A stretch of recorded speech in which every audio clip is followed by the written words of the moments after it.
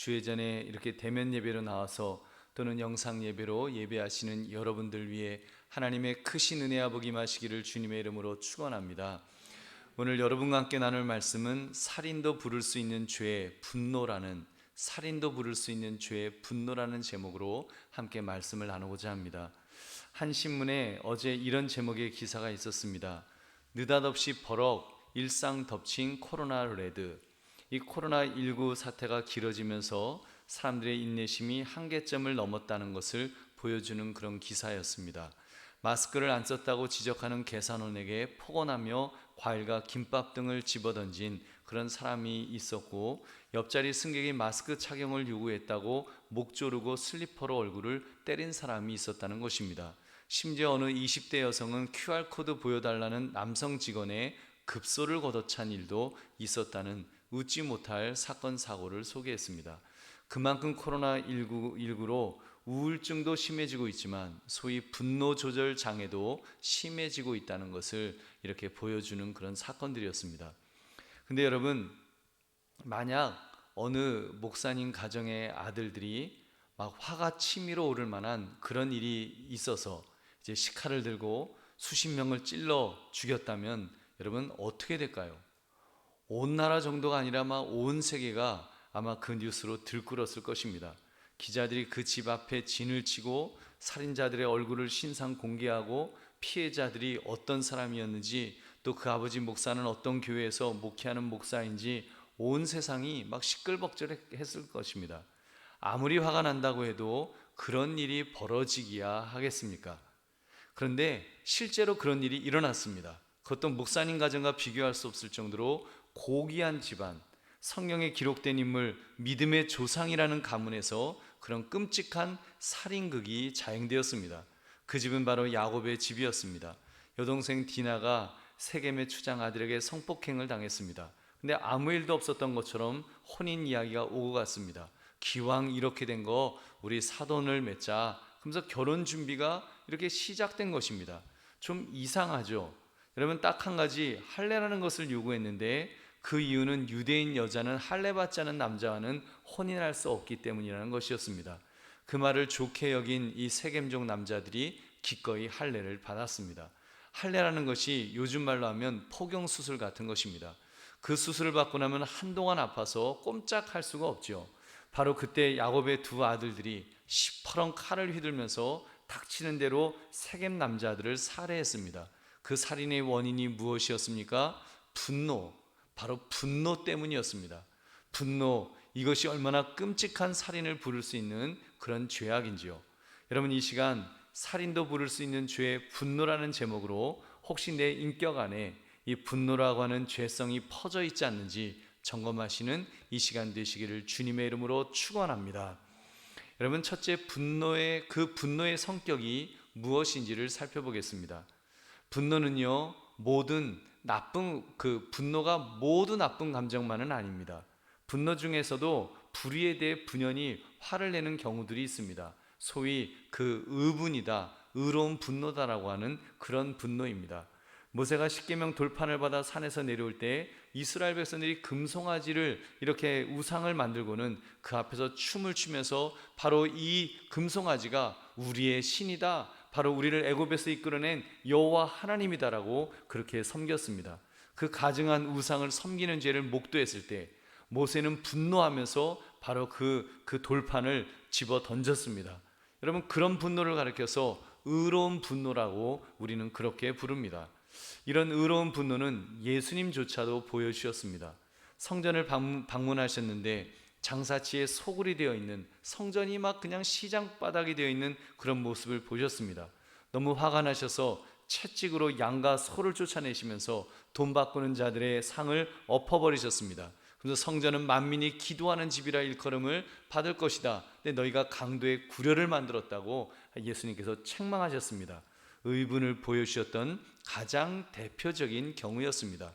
여러분, 지금도 공정하지 않고 정의롭지 않고 평등하지 않은 모습을 볼 때 분노하는 것은 여러분 단순한 혈기라 말할 수 없겠지요. 의로운 분노를 품은 것이라 말해도 과언이 아닐 것입니다. 여러분, 이렇게 분노라고 해서 모두 나쁜 감정만은 아님에 틀림없습니다.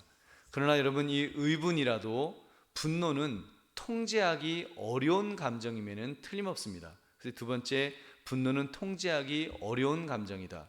여러분, 조금 전 말씀드린 의로운 분노, 아무리 의로운 분노라고 해도 정확하게 통제되어서 가장 공정하게 의분을 표출할 수 있는 것이 아닙니다. 때로는요, 하다 보면 막 화가 나다 보면 과하게 할 수 있습니다. 때로는 모자랄 수 있습니다.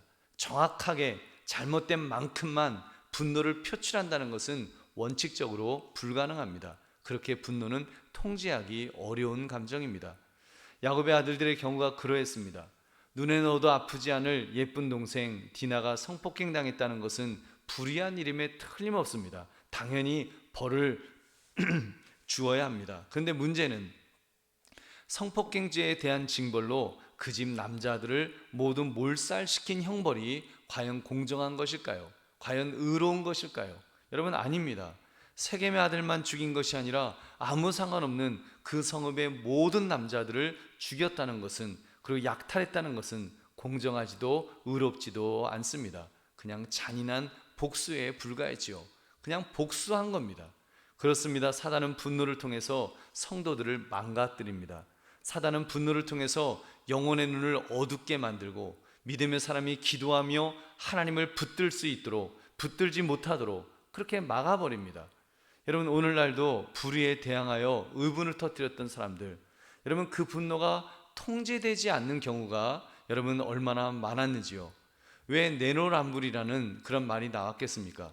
남에 대한 분노는 거침없이 타올라서 그냥 엄격하게 징벌합니다. 근데 자신이 지은 잘못에 대해서는 결코 그런 분노가 일어나지 않는 법입니다. 결국 자기를 합리화하며 변명만 늘어놓는 이중적인 태도를 취하게 되는 것이 바로 죄성을 가진 우리 인간들의 모습이 아닐런지요. 여러분, 그러므로 내 속에 분노라는 감정에 대해서 경계하십시오. 분노라는 감정을 경계해야 됩니다. 설령 그 분노가 의로운 분노라고 할지라도 경계해야 됩니다. 왜냐하면 죄 많은 인간은 그 분노를 통제할 수 없기 때문입니다. 누가 화를 내면서 자기가 잘못했다고 생각하며 화를 내겠습니까? 다 이유가 있고 변명거리가 있습니다. 명분이 있습니다. 나는 화낼 만한 그런 명분이 있다. 그러나 그 분노를 통제하지 않은 채 함부로 휘두를 때, 여러분, 정말 브레이크가 망가진 자동차처럼 사람들을 망가뜨리고 결국 자신을 망가뜨리는 죄를 범하게 될 것입니다. 그리고 세 번째로, 그 분노가 의지와 결합할 때 자칫 복수심으로 발전할 수 있습니다. 야곱의 아들들이 그러했을 것입니다. 그들의 분노가 그들의 의지와 결합했습니다. 처음 여동생의 이 성폭행 사건 들었을 때 분노했을 것입니다. 그러나 내색은 하지 않았습니다. 그렇다고 분노가 사그라드는 것은 아니었습니다. 그 분노가 그들의 의지와 결합할 때 복수심으로 이렇게 불태웠습니다. 그리고 말합니다. 할례를 받으시오. 할례를 받으시오. 그래야 내 여동생과 결혼할 수 있습니다. 그러나 여러분, 그것은 진심으로 말한 것이 아니었습니다. 오늘 보면 창세기 34장 중 13절은 이렇게 기록했습니다. 야곱의 아들들이 세겜과 그의 아버지 하몰에게 속여 대답하였으니, 속였다라고 그렇게 성경은 기록합니다. 분노가 의지와 결합하니까 복수하기 위해서 수단 방법을 안 가린 것입니다. 거짓말도 천연덕스럽게 당연하다는 뜻이 그렇게 저질렀습니다. 그리고 오늘 본문 25절부터 27절은 그들의 끔찍한 복수극을 이렇게 기록하고 있습니다. 제3일에 아직 그들이 아파할 때 야곱의 두 아들 디나의 오라버니 시므온과 레위가 각기 칼을 가지고 가서 몰래 그 성읍을 기습하여 그 모든 남자를 죽이고 칼로 하몰과 그의 아들 세겜을 죽이고 디나를 세겜의 집에서 데려오고 야곱의 여러 아들이 그 시체 있는 성읍으로 가서 노략하였으니 이는 그들이 그들의 누이를 더럽힌 까닭이라. 얼마나 무서운 일이 벌어졌습니까? 믿음의 조상이라 불리는 야곱의 아들들이 지금 살인마가 되었습니다. 분노로 촉발된 복수극이 얼마나 끔찍한 비극을 낳게 되었는지요. 그래서 야곱이 너무 기가 막혀서 이렇게 소리를 지르죠. 나로 하여금 이 땅의 주민에게 악취를 내게 하였도다. 선한 영향력을 끼쳐야 될 야곱의 가족들이 악취를 풍기는 자, 가장 악한 존재가 되어버렸던 것입니다. 이 분노라는 것이 설령 그것이 의로운 분노로 시작되었다 할지라도 통제되지 않을 때 의지와 결합할 때 끔찍한 복수극으로 발전할 수밖에 없다는 것을 우리는 목도하는 것입니다. 여러분, 의분도 그러할진대 서두에 말씀드렸던 분노 조절 장애라든지 이렇게 화를 잘 내는 성격이라든지, 여러분, 그런 죄악이 우리 믿음의 사람을 얼마나 망가뜨릴 수가 있는지요. 여러분, 우리는 분노를 경계해야 될 줄로 믿습니다. 그래서 우리가 분노의 문제를 해결하기 위해서는 분노의 원인이 무엇인지 그것을 우리가 살필 필요가 있습니다. 그것이 바로 두 번째, 그 분노의 원인이 무엇일까요? 분노의 원인이 무엇일까요? 첫째, 우리 안에 있는 상처가 원인일 수 있습니다. 화를 잘 내는 사람을 자세히 살펴보면 상처가 많은 사람일 확률이 높습니다. 왜냐하면 분노는 상처받은 자의 반응이기 때문입니다.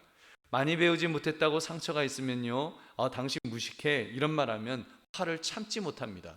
가난이 이 상처가 돼버린 사람에게 당신 거렁뱅이야, 그렇게 말했다간 아주 버럭 화를 낼 것입니다. 상처가 없이 건강하다면 화내지 않을 상황에서도 여러분, 상처가 있으면 그 상처에 자극되어서 평소보다 더 민감하게 화를 돋구어진다는 말입니다. 여러분, 두 번째로 우리 안에 있는 좌절된 욕구가 이렇게 분노의 원인이 될 수 있습니다. 요즘 시대 사람들은 좀 더 화가 나 있는 것처럼 봅니다. 좀 많이 화가 나 있어요. 왜 그럴까를 들여다보니까 젊었을 때 가졌던 꿈이 있지 않습니까? 나는 이런 사람이 될 거야, 나는 이런 인생을 살 거야. 근데 여러분, 지금 사회의 구조가 그렇게 자기 꿈을 펼쳐나갈 수 있는 그런 사회가 아니죠. 개천에서 용이 날 수 있는 그런 사회가 아니다 보니까 꿈이 좌절되는 거예요. 꿈이 좌절되고, 정치인들이 불어넣어준 꿈이 또 허황된 것을 깨달았을 때 화가 나는 것입니다. 세상이 결코 더 좋아지지 않는다는 것을 깨닫게 되었을 때 실망하다 못해 이제는 분노가 치밀어 오는 것을 느낍니다. 예를 들면 집 이야기를 하지 않을 수가 없습니다. 집값 떨어질 것이라 철석같이 믿었는데 웬걸요, 이제는 평생 한 푼도 안 쓰고 모아도 살 수 없는 집이 되었습니다. 화가 안 날 수가 없겠죠. 집 없는 사람들은 화가 나는 거예요. 남들은 다 잘 나가는 것 같은데 내 인생만 왜 이렇게 꼬였냐고 화가 치미는 것입니다. 왠지 자기만 피해본 것 같고 모두 나를 속이는 것 같고 참지 못할 분노에 계속 화를 내고 있는, 여러분, 그런 딱한 사람들이 어쩌면 우리 현대인들의 그런 모습이 아닐런지요. 세 번째, 우리 안에 있는 교만이 가장 큰 원인일 수 있습니다. 왜 백화점 가면 기분 좋게 쇼핑하잖아요. 근데 여러분, 백화점에 가서 왜 종업원 무릎을 꿇혀놓고 그 갑질을 해야 되는 것일까요? 기분 좋게 쇼핑 갔다가 왜 그렇게 갑질을 해야 될까요? 간단합니다. 그 사람이 교만하기 때문입니다. 자기는 VVVIP라는 거예요.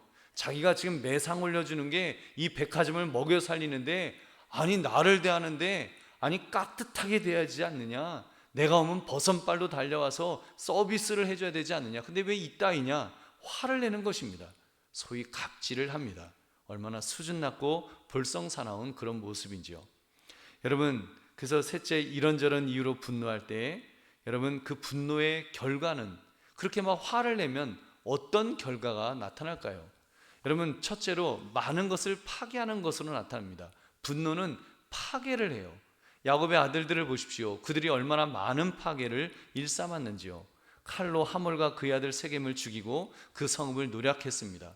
그 세겜 집안의 양과 소와 나귀와 그 성읍에 있는 것과 들에 있는 것과 모든 재물을 빼앗았습니다. 심지어 그들의 자녀와 아내들을 사로잡고 노략질했다고 그랬습니다.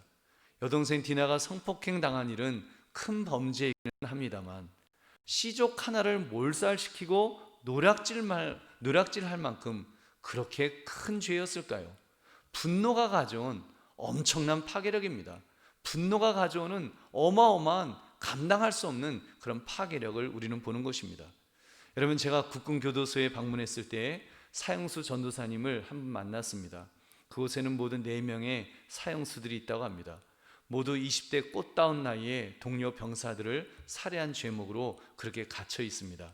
소총을 난사한 병사, 내무반에 슈루탄을 던진 병사 등 파괴적으로, 아주 파괴적인 죄를 그렇게 범한 사람들입니다. 무엇 때문에요? 자기를 괴롭혔다는 이유 때문이었습니다. 자기를 괴롭혔다고 화가 나서 심지어 제대를 3개월 남겨둔 병장이 후임병들이 자기를 집단 왕따시켰다고 화가 나서 동료 병사들을 죽이는 그런 범죄를 저질렀습니다. 여러분, 사진이나 또는 직접 그 병사들을 보면은요, 너무너무 온순해 보입니다. 아주 너무 착해 보이고 저런 끔찍한 죄를 저질렀을까 싶을 정도로 너무 착해요. 여러분, 국군 교도소에 있는 사람들을 그런 병사들, 그렇게 죄지어서 갇혀 있는 분들을 보면 그 공통적으로 하는 말이 있어요. 일반 교도소에 있는 그런 사람들하고 다르다는 거예요. 그 일반 교도소는 소위 말하는 범죄자들, 좀 나쁜 마음을 먹고 범죄를 저지른다고 하면, 국군 교도소에 그런 식으로 있는 사람들은 그냥 한순간에 욱하는 마음에 화가 나서 그 화를 못 참아갖고 이제 범죄를 저지르고 그렇게 구속되었다는 그런 이제 이야기를 들었습니다. 분노에 사로잡힐 때 그 분노가 그런 끔찍한 파괴력을 발휘하는 것입니다. 여러분, 그렇게 볼 때 상대방을 화나게 하는 말, 여러분, 그런 말 한마디 한마디 할 때도 우리가 굉장히 조심해서 말을 해야 합니다. 여러분, 우리는 그냥 그러죠. 그냥 나 몇 마디 그냥 말한 것 뿐이에요. 나 그냥 말했습니다. 그냥 뭐 몇 마디 말했는데요. 특히 요즘처럼 여러분 댓글이 발달한 이 시대에는 그 사람들이 그렇게 말합니다. 제가요 너무 신경질 나서 너무 화나서요 그냥 제가 댓글에 몇 마디 욕을 해줬어요. 그냥 몇 마디 욕해 준 것 뿐입니다. 그렇게 말하는 거예요. 근데 상대방은 그 댓글에 분노가 치밀어 오릅니다. 그것이요 그 상대방에 대한 분노로 나타나서 이제 너 만나자, 그래서 뭐 직접 만나갖고 막 싸움박질하는 그런 일도 있지만, 자신을 자해하는 방향으로 파괴성이 나타나기도 합니다. 악플에 시달리던 모 배우가 스스로 목숨을 끊었다, 이런 기사를 보면 얼마나 안타까운지 모릅니다. 그러나 이미 분노는 그 사람을 파괴한 후이기 때문에 후회해도 소용이 없습니다. 여러분, 그렇기 때문에 예수님은 이렇게 말씀하였습니다. 마태복음 5장 22절, 나는 너에게 이르노니 형제에게 노하는 자마다 심판을 받게 되고 형제를 대하여 라가라는 자는 공회에 잡혀가게 되고 미련한 놈이라는 자는 지옥불에 들어가게 되리라. 형제를 대해서 라가라고 미련한 놈이라고 하면 뭐 지옥불에 들어갈 그런 일이 있다는 거예요. 욕 몇 마디 했다고 지옥불이라니요. 여러분, 너무 무시무시하죠. 그러나 여러분, 우리 예수님은 사람의 마음을 아셨습니다. 형제에 대해서 라가라, 요즘 말로 하면 골빈 놈아, 이렇게 욕하는 거예요. 또는 미련한 놈이라고 부르는 욕 한마디가 형제에게 얼마나 큰 고통을 주는지를 예수님은 아셨습니다. 스스로 목숨을 끊을 정도로 파괴력이 있습니다. 그것을 안다면 어찌 함부로 그런 말을 할 수 있을까요? 예수님은 그것을 아셨기 때문에 지옥에 떨어질 것이다 라고 말씀하시며 그 심각성을 지적하셨던 것입니다. 여러분, 두 번째, 하나님의 의를 가리우는 것으로 분노는 하나님의 의를 가리웁니다. 그 대표적인 사건이 모세가 혈기를 부리는 사건이었습니다. 모세는 그의 온유함이 온 지면의 모든 사람보다 더 이렇게 더한 아주 훌륭한 인격의 사람입니다. 그런 그가 가데스 바네아에서 마실 물이 없다고 원망하는 백성들을 보면서 혈기를 부렸습니다. 아니, 만나와 메추라기를 먹으면서 그렇게 하나님이 늘 보호해 주셨는데 물 좀 없다고, 마실 물 좀 없다고 그렇게 원망을 하고 그렇게 대들어 막 그 분노가 폭발한 겁니다. 그래서 그냥 물이 나와라 하면 되는데 이 모세가 화가 나니까 지팡이를 들어갖고 그 바위를 막 두드리면서 그렇게 명령을 내렸습니다. 물론 물은 솟아났지만, 그래서 모두 마실 수 있었지만 하나님은 그가 화낸 것을 분명하게 지적하였습니다. 민수기 20장 12절, 여호와께서 모세와 아론에게 이르시되 너희가 나를 믿지 아니하고 이스라엘 자손의 목전에서 내 거룩함을 나타내지 아니한 고로 너희는 이 회중을 내가 그들에게 준 땅으로 인도하여 드리지 못하리라 하시니라. 약속의 땅에 들어갈 수 없게 되리라고 하나님께서 그 책임을 물으셨던 것입니다. 여러분, 오늘 본문의 야곱의 두 아들들도 마찬가지였습니다. 그들이 화를 참지 못하고 행했던 그 범죄에 대해서 야곱은 그 아들들에게 외쳤습니다. 너희가 악취를 내게 했다. 너희가 악취를 내게 하였도다. 주변 민족들에게 야곱이 악취를 내게 되었다고 말한 것입니다. 여러분, 얼마나 이게 부끄러운 일이죠. 원래 야곱의 가족은요, 여러분, 하나님의 대리자였습니다. 축복의 통로로 사용되도록 그렇게 세움받은 그런 집안이었습니다. 창세기 12장 3절, 너를 축복하는 자에게는 내가 복을 내리고 너를 저주하는 자에게는 내가 저주하리니 땅의 모든 족속이 너로 말미암아 복을 얻을 것이라 하신지라. 아멘. 모든 족속이 너로 말미암아 복을 얻을 것이다. 여러분, 그래서 실제로 그들이 분노를 참았을 때는, 아브라함 집안이 분노를 참았을 때는 축복의 통로로 그렇게 잘 사용되었습니다. 여러분, 야곱의 아버지였던 이삭이 그랄 지방에 있었을 때 이런 일이 있었습니다.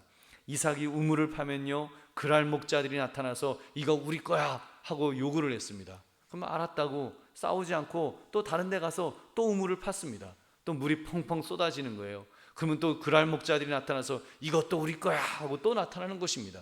얼마나 화가 날까요? 이삭 입장에서는 이것들이, 아니 여러분, 고대 근동 지방에서 우물은요 생명이었습니다.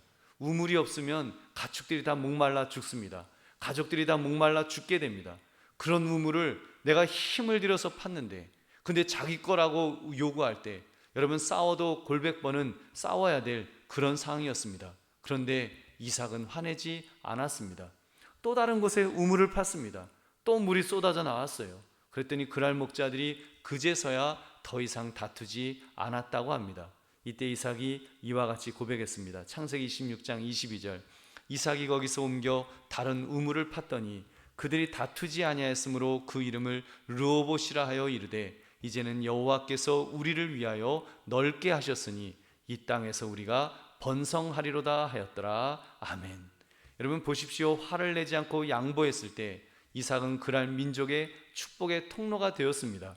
그리고 결과적으로 그 지경을 더 넓히게 되는 더 큰 복을 받게 되었던 것입니다. 그런데 이 야곱의 아들들은 화를 참지 못했을 때 주변 민족들에게 악취를 풍기는 자들이 되었습니다. 얼마나 하나님의 영광을 가리우는 자들이 된 것인지요, 부끄러워 고개를 들 수 없게 되었습니다. 분노는 그런 것입니다. 많은 것을 파괴하고 하나님의 의를, 하나님의 영광을 가리우게 만듭니다. 얼마나 위험한 것인지요. 여러분, 분노를 경계하시기를 다시 한번 주의 이름으로 축원합니다. 그렇다면 여러분, 이 분노를 어떻게 극복할 수 있을까요? 그것이 바로 네 번째, 분노를 극복하는 방법입니다. 그 방법을 알아봅시다. 첫째요, 원수 갚는 일이 나에게 속해 있지 않다는 것을 인정해야 합니다. 여러분, 화가 날 때 화를 내면 속이 후련해지는 것 같습니다. 그러나 실상은 문제가 해결되지 않고 도리어 상황을 더 악화시키죠.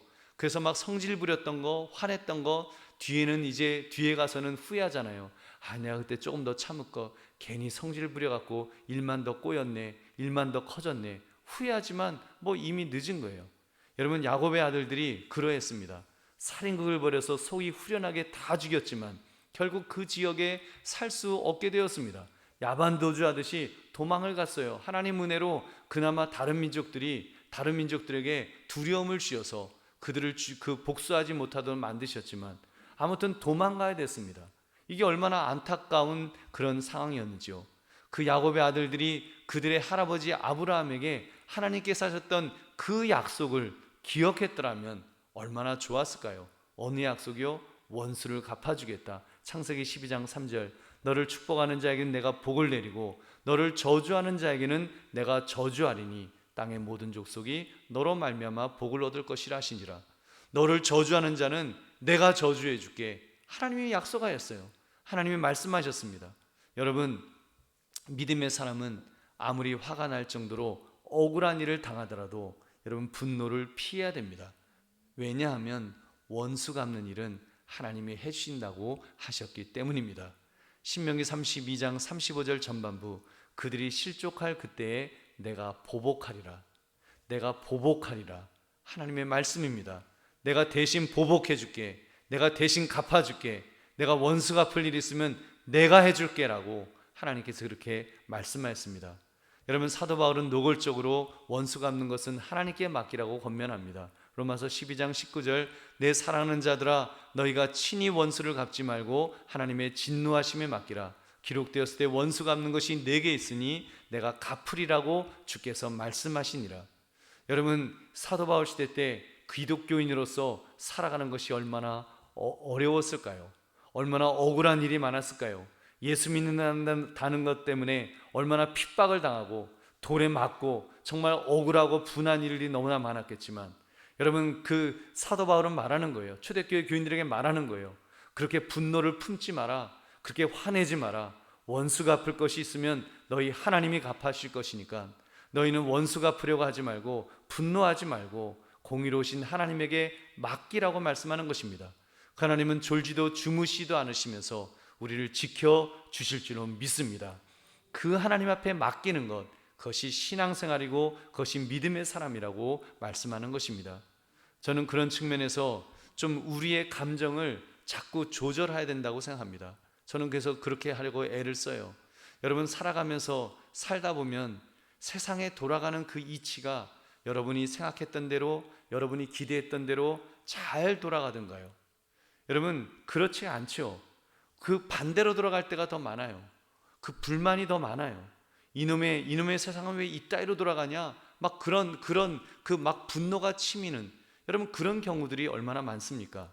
어떤 분들은 그래서 그런 유치한 이야기를 해요. 나에게 기관총을 주면 내가 람보처럼 마음에 안 드는 악당들 다 드드드드드 해갖고 총으로 다 쏴대면 속이 시원할 것 같다고. 여러분, 그런 생각이 맞는 생각일까요? 아닙니다. 물론 믿음의 사람, 여러분, 물론 믿음의 사람도 이렇게 그 어떤 불의에 대해서 의분이 있어야죠. 잘못한 것에 대해서 분명히 지적하는 것도 있어야 되고, 또 사회 참여도 할 수 있습니다. 믿음의 사람도 사회 참여할 수 있어요. 교회는 정치 색깔을 내지 않는 것이 맞습니다만, 교인으로서는 정치 참여도 하실 수 있습니다. 보네퍼라는 독일의 목사님은 히틀러의 광기를 보고 그를 암살하겠다면서 총을 들었던 그런 목사님도 있었습니다. 그런 점에서 믿음의 사람도 뭐 그런 거 할 수 있어요. 근데 여러분, 우리가 그것 때문에 막 화내고 그것 때문에 막 혈기 막 울그락불락 하면서 사람들하고 좀, 그래서 우리 한국 사람들 그러잖아요. 뭐 그 둘이 만나서 정치 이야기하면 친하던 사이도 그냥 왼수가 돼 갖고 서로 막 소리 지르면서 막 얼굴 시뻘게 갖고 막 화내면서 싸우잖아요. 여러분, 그게 얼마나 어리석은, 얼마나 그 소모적이고 파괴적인 그런 대화입니까? 여러분, 우리 믿음의 사람은요, 사실 하나님 앞에서 기도하면서 제일 정치 참여의 최고의 정치 참여는 투표인 줄 믿으시기 바랍니다. 투표하시면 돼요. 총선이든 대선이든 내가 그 투표해야 될 때 여러분, 그 소중한 한 표를 잘 하시는 것, 여러분, 그것이 정치 참여입니다. 근데 여러분, 아무튼 이런 그런 정치적인 그런 얘기에도 한 가지 룰을 잊지 않으려고 스스로에게 계속 되새기십시오. 그것이 바로 원수 갚는 일은 나에게 속해 있지 않다는 것입니다. 우리는 원수 갚을 수 있는, 원수 갚으려고 있는 그런 존재가, 적어도 믿음의 사람이라고 한다면 그런 존재가 아니라는 것입니다. 여러분, 저도 한때는 너무 화가 나서 이제 눈만 뜨면 뉴스를 보았습니다. 신문 기사를 읽었습니다. 그러면 막 화가 나는 거예요. 더 화가 나서, 아니 세상이 어떻게 이따위로 돌아가냐? 도대체 이 악한 사람들은 왜 세상에 이렇게 많은 거야? 왜 이렇게 불의한 일들은 많은 거야? 막 화가 나는 겁니다. 여러분, 그러다가 한 번씩 브레이크를 겁니다. 그렇지, 원수 갚는 일은 나에게 속한 것이 아닌데 내가 왜 이렇게 흥분하는 거지? 내가 왜 이렇게 화를 내는 거지? 하면서 자꾸 이렇게 그 브레이크를 걸어요. 여러분, 목사가 만약에 매일 뭐 그 정치, 사회, 뭐 경제 그런 거 보면서 거기에 온통 막 신경 쓰면서 막 욕하고 씩씩거리고 그러고 있다 그러면 여러분, 은혜가 되겠습니까? 은혜가 안 되겠습니까? 여러분, 이런 글을 보았습니다. 마틴 로이드 존스 목사님이라고 설교의 아버지라고 할 정도로 아주 훌륭한 목사님이십니다. 그 목사님 정말 많은 좋은 그 훌륭한 설교를 너무나 많이 하신 분인데 한 40년 전에 돌아가셨어요. 이미 오래 전의 분이십니다. 근데 그분이 요즘 우리들을 콕 집어서 하시는 것 같은 그런 훌륭한 말씀을 남겨주셨습니다. 이런 이야기예요. 제가 보기에 이 시대에 시급한 것은 교회 밖에 있는 세상은 너무 신경 쓰면서 자기 자신은 전혀 신경 쓰지 않는 사람이 너무 많다는 것입니다. 우리는 자기 자신부터 먼저 살펴보아야 합니다. 저는 이 말에 마음이 찔렸습니다. 교회 밖의 세상에는 막 너무 관심이 많은 거예요. 핏대를 세우면서 분노 조절이 안 될 정도로 화를 내고 길길이 날뛰는데, 정말 내 자신에 대해서는 얼마나 신경을 썼는가? 영적인 일에 대해서 과연 우리 믿음의 사람으로서 얼마나 신경을 쓰면서 그렇게 살았는가? 부끄러웠습니다. 그래서 뉴스 시청하는 시간을 줄이고 신문 읽는 시간도 줄이면서 더 기도하고 더 말씀 보고 더 유익한 책을 읽으려고 애를 썼습니다. 그랬더니 여러분 훨씬 더 은혜가 되더라고요. 그랬더니요 제 마음에 평안이 찾아오고 정말 은혜가 되고 여러분 얼마나 좋은지 모릅니다. 괜히 갚지도 못할 원수를 마치 원수라도 그 갚을 듯이 흥분해서 화내지 마시고 더 은혜 속에 영적인 일에 신경 쓰며 사시기를 주님의 이름으로 축원합니다. 두 번째는 용서해야 합니다. 신약 성경을 읽어보시면 전도하다가 정말 세상 말로 그 헛된 죽음, 개죽음을 당할 뻔한 그런 한 인물을 만나게 됩니다. 그는 바로 스데반 집사님이셨습니다. 그 유대인들이 못 박아 죽인 예수님을 이야기하면서 그 예수께서 지금 하나님 우편에 이렇게 그 서신 것을 보노라 막 외쳤습니다. 그랬더니 유대인들이 그 이야기를 듣고는 막 큰 소리를 지르면서 귀를 막고 그리고 돌로 이제 치기 시작했습니다. 그때 만약 스데반 집사님이 화를 냈다고 한번 해보세요. 전도하다가 그 돌로 친다고 화를 내는 거예요. 아니 이것들이 내가 지금 이 기쁜 소식, 이 생명의 소식을 전하는데 나한테 돌을 던져 이 저주받을 것들아 하면서 막 화를 내면서 막 소리 지르면서 돌에 맞아서 그렇게 만약에 돌아가셨다고 한번 죽었다고 한번 해보십시오. 여러분 얼마나 정말 헛된 죽음을 여러분 죽은 것이 될까요? 그런데 스데반 집사님의 죽음이 왜 귀합니까? 자기에게 돌을 던진 군중들을 향해서 스데반 집사님이 하늘을 바라보면서 기도를 합니다. 하나님 나의 영혼을 받아주시옵소서.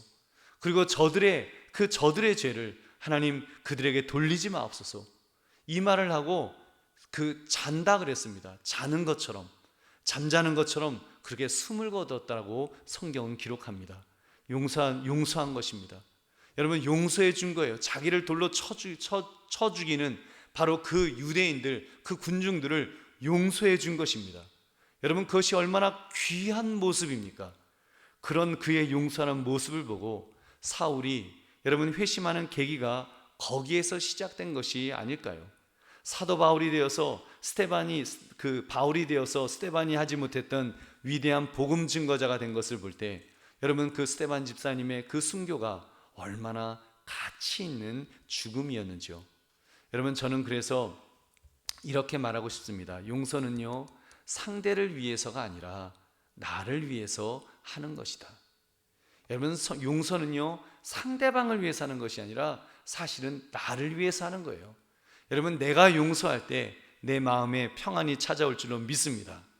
여러분 내가 아무리 미워해 보세요. 그 사람은 다리 쭉 뻗고 자는 거예요. 여러분 근데 내가 용서하지 못하면 그냥 내 마음이 지옥 생활을 하는 거예요. 근데 용서해 주는 순간 여러분 천국이 찾아올 줄 믿으시기 바랍니다. 여러분 보십시오. 분노에 사로잡혀 있다는 것은 내가 이전에 받은 상처에 얽매여 있다는 뜻입니다.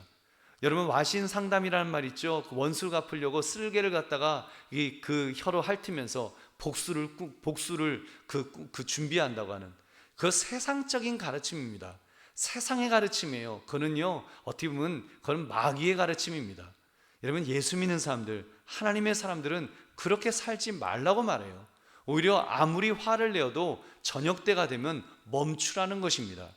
에베소서 4장 26절부터 27절 분을 내어도 죄를 짓지 말며 해가 지도록 분을 품지 말고 마귀에게 틈을 주지 말라. 여러분 해가 지도록 품을 품지 마라. 그래서 마귀에게 틈을 주지 마라. 그러려면 어떻게 해야 돼요? 용서해야 됩니다. 용서는 우리로 하여금 그 상처에서 벗어나게 해줍니다. 용서는 분노의 대상자와 당사자 모두를 과거의 상처에서 자유롭게 풀어줍니다. 그럼 미래로 나아갈 수 있도록 그렇게 놀라운 힘을 지니고 있습니다.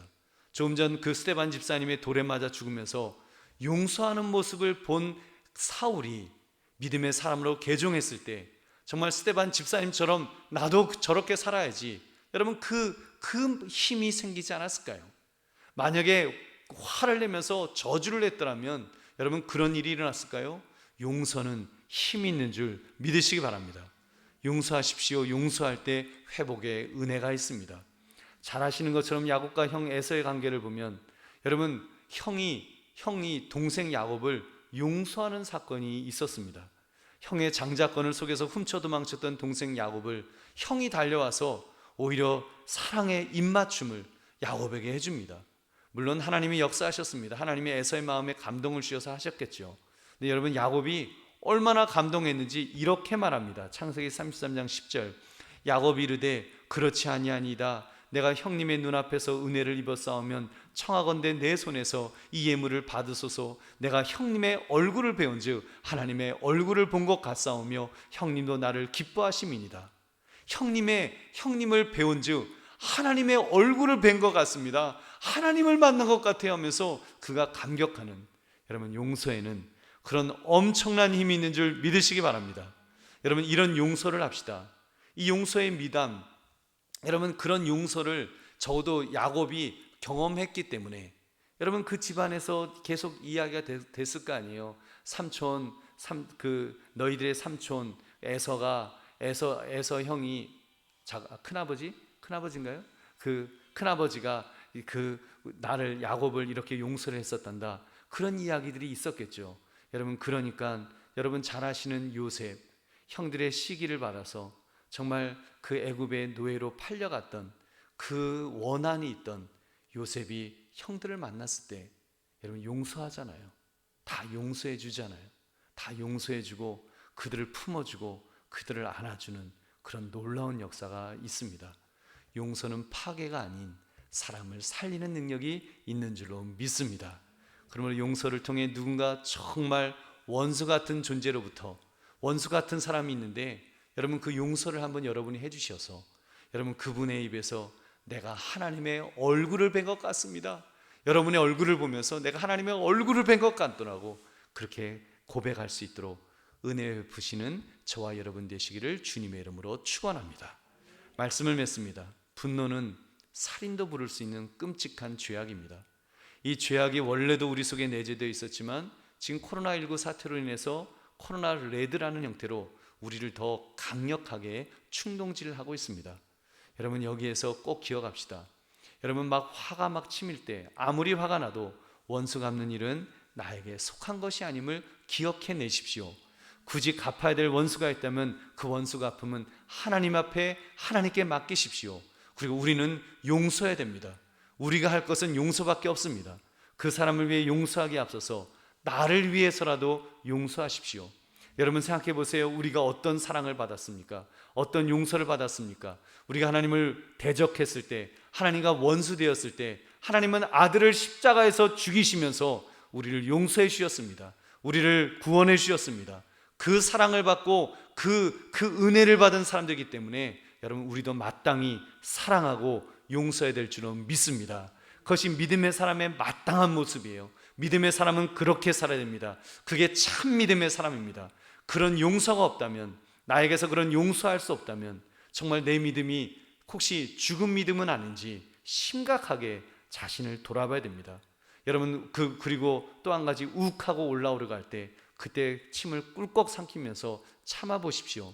여러분 욱한다고 그냥 표현하지 마시고 침이 모일 때까지 참아 보시면 하나님께서 인내할 수 있는 힘을 주실 것입니다.